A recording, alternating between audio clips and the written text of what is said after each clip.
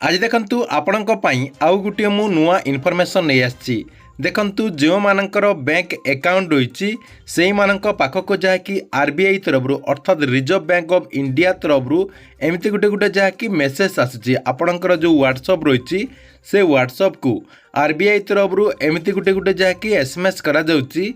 तेबे ए जो SMS T करा जाउची एई एसएमएस को लेकिन लोकंकर मनरे बहुत सारा लोकंक मनरे वर्तमान जहाँकि द्वंद्व उपचुची कहीं एसएमएस टी करा जाउची एवं एई एसएमएस रो कौन रिजन रही ता सहित ये जो आपणकर एसएमएस टी आरबीआई तरफ करा जाउची बोली कहा जाउची एटा फेक ना आपणकर रियल रही से नहीं मध्य से मनरे वर्तमान जहाँकि द्वंद्व रही कहीं एबे जहाँकि आपणकर मार्केट रे बहुत सारा जहाँकि फ्रॉड होची सेतिपाई जेहेतु बैंक तरफ ये एसएमएस टी आसी अर्थात आपणकर आरबीआई तरफ ये एसएमएस टी आसतिबारु लोकंक मनरे बहुत सारा जहाँकि द्वंद्व सृष्टि होची।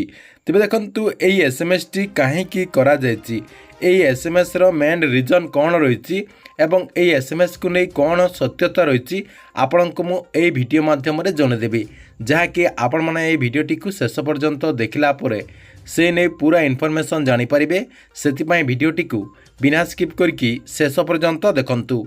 ता पूर्व वीडियो को गोटे लाइक कर दिंतु एवं जो मैंने चैनल को एजाए सब्सक्राइब करना चैनल को सब्सक्राइब कर दिंतु। परंतु ये जो आपणकर व्हाट्सएप रे माध्यम जो एसएमएस टी आसी से एसएमएस बाबद में आपको प्रथम जणे दूची यार सत्यता कौन रही एटा आपणकर रिजर्व बैंक इंडिया तरफ ए एसएमएस टी करा जायछि। एटा अधिकांश लोकन को करा जाउछि एटा कोनोसी फेक एसएमएस नुह डायरेक्ट आपणकर रिजर्व बैंक इंडिया तरफ यही एसएमएस टी करा जाउछि।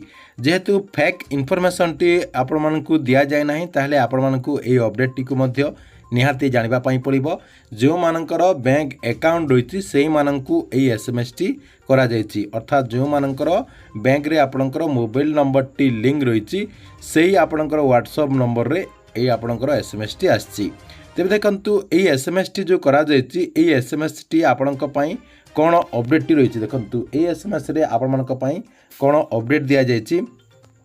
एठी देखंतु रिजर्व बैंक ऑफ इंडिया तरफ कहा जाउछि जे आपणकर जो बैंक खाता रही से बैंक खाता रे EKYC करि नियंतु।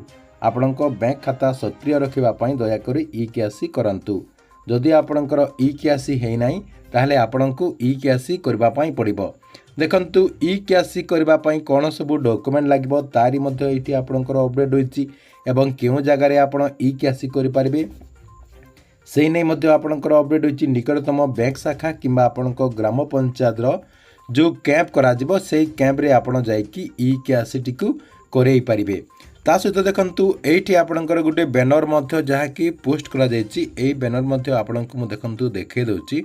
एई बैनर रे देखंतु लेखाई एटी कौन लिखाई EKYC अपडेट करंतु बैंक शाखा सक्रिय रखंतु आपणकर बैंक खाता टी को सक्रिय रखंतु निकटस्थ ग्राम पंचायत कैंप को जानतु आपणकर 1 जुलाई रु 30 सेप्टेम्बर 2025 पर्यंत आपणकर एई EKYC प्रक्रिया टी जारी रहिबो। आपणक बैंक को जाइकी मध्य EKYC आपण माने करि पारिबे किंबा आपणकर जो ग्राम पंचायत कैंप करा जिवो से कैंप रे मध्य आपण EKYC करे नहीं पारिबे। देखंतु एठी आपणकर पूरा अपडेट होईछि। EKYC अपडेट करबा पई आवश्यक दस्तावेज जदि आपणकर ना किंबा ठिकाना बदले नाहंती ताहरे आपणकर डिक्लेरेशन फॉर्म लागिबो आपणकर स्व घोषणा पत्र जो कहउचंती सेटा जहाँकि आपणको देबा पई पड़िबो। जदि आपण नाम ठिकाना बदलाई छंती अपडेट सूचना पई आपणकर EKYC करबा पई आधार कार्ड वोटर परिचय पत्र job card driving licence passport यही सबू नहीं कि आपण जहाँकि आपण पंचायत स्तरीय जो कैंप हेबो से कैंप रे आपण जहाँकि EKYC करि पारिबे किंबा आपणकर जो बैंक रही से बैंक को जाइकी मध्य आपण EKYC टी को करे नहीं पारिबे। तेबे देखंतु केउ मानक पई एटा मैंडेटरी रही केउ मानक पई मुख्यतः एई एसएमएस टी करा जायछि अर्थात आपणकर जो व्हाट्सएप माध्यम रे मेसेज टी करा जाउछि केउ मानक पई करा जायछि। देखंतु जो माने आपणकर जीरो अकाउंट अर्थात सरकार तरफ जो जनधन अकाउंट जो माने खुली थिले सेई मानक पई एई अपडेट टी रहिछि काहेकि ना जनधन अकाउंट रे जो मानकर अकाउंट रहिछि सेई मानकु एई अपडेट टी करबा पई कहा जायछि। तेबे देखंतु आपणकर मध्य जदि जनधन अकाउंट रहिछि ताहले आपण माने मध्य आपणक बैंक शाखा किंबा आपणक पंचायत स्तरीय जो कैंप करा जिवो से कैंप को जाइकी एई अपडेट टी को କରିନିଅନ୍ତୁ ଅर्थात ଆପଣଙ୍କର EKYC को अपडेट କରିନିଅନ୍ତୁ ଯାହାଦ୍ୱାରା ଆପଣଙ୍କର ବ୍ୟାଙ୍କ ଆକାଉଣ୍ଟଟି ଆଗକୁ ରନିଂ ଚଲିବ ଏବଂ ଆପଣମାନେ ସରକାରଙ୍କ ତରଫରୁ ଯେଉଁ ଯୋଜନା ଗୁଡ଼ିକର ଲାଭ ପାଉଛନ୍ତି ସେଇଥିରେ ଯାହାକି ଆପଣ ଲାଭଟି ସେମିତି ଉଠେଇ ପାରିବେ। ଠିକ୍ ଅଛି ଏଥିଲା ଆପଣଙ୍କ ପାଇଁ ବହୁତ ବଡ଼ ଗୋଟେ ଅପଡେଟ୍। ଆପଣମାନଙ୍କୁ ଭିଡ଼ିଓଟି କେମିତି ଲାଗିଲା କमेंट बॉक्स रे निश्चय गोटे कमेंट करंतु।